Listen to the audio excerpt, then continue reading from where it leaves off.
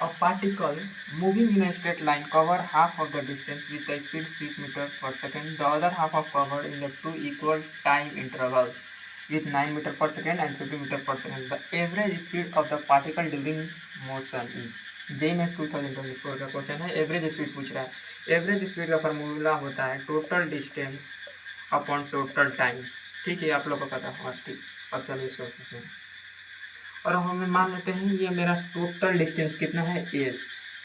ठीक, half of the distance हो जाएगा एस बाई 2 और मान लेते हैं इसको S1 और इसको मान लेते हैं S2 और इधर हम लोग को स्पीड दिया है 6 मीटर पर सेकेंड और इधर दिया है 9 मीटर पर सेकेंड और 15 मीटर पर सेकेंड स्पीड।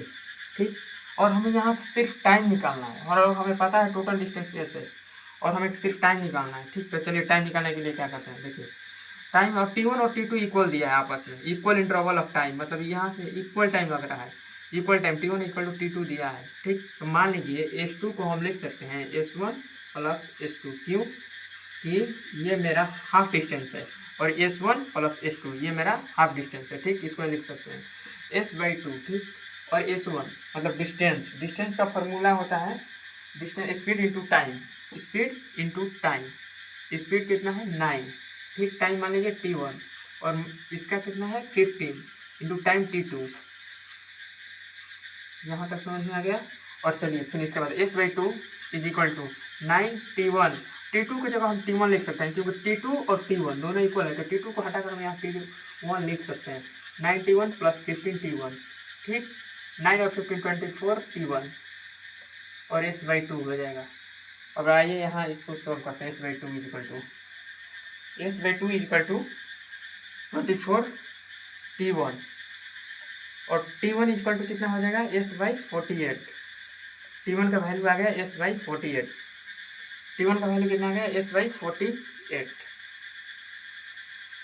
T1 का वैल्यू आ गया S बाई T1 और T2 इक्वल ही है, T1 और इक्वल टू T2।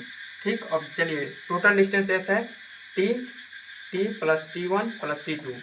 ठीक, ये T1 और T2 निकल गया है और T हमारा 6 मीटर पर सेकेंड स्पीड दिया है और डिस्टेंस कितना दिया है। चलिए इसको पुट करते हैं। T का वैल्यू हो जाएगा S by 2 upon 6 plus S by 2 upon 6, इसका कितना हो जाएगा T1 और T2 का S by 48 plus S by 48 और S बाई 48 को S बाई 48 करेंगे तो इसका 2S बाई 48 हो जाएगा, 2S अपॉन 48 और 2S अपॉन 48 इसको हम लिख सकते हैं 2 टू 4 2 4 जाएगा S बाई 24, S बाई 24 और इसको हम लिख सकते हैं S बाई 12 और 12 और 24 कैल्शियम कितना होता है 12 24 कैल्शियम 24 और इसको 24 2S हो जाएगा, ये S हो जाएगा, यहाँ 3S इक्वल टू 24 हो जाएगा और 3 8 जा 24, वेलोसिटी 8 हो जाएगा, वेलोसिटी इक्वल टू 8 मीटर पर सेकेंड आंसर हो जाएगा।